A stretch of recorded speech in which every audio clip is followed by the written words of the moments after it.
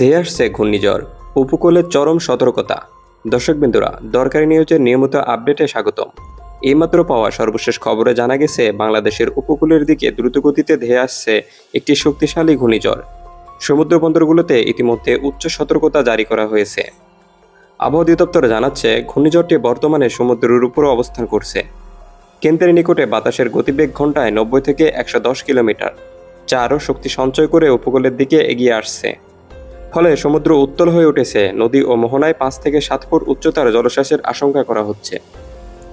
চট্টগ্রাম, কক্সবাজার, নোয়াখালী, ভোলা, পটুয়াখালী, বরগুনা ও খুলনা উপকূলে 7 নম্বর সতর্ক সংকেত জারি করা হয়েছে। নৌকা ও মাছ ধরার ট্রলারগুলোকে অবিলম্বে নিরাপদ স্থানে ফিরে আসার নির্দেশনা দেওয়া হয়েছে।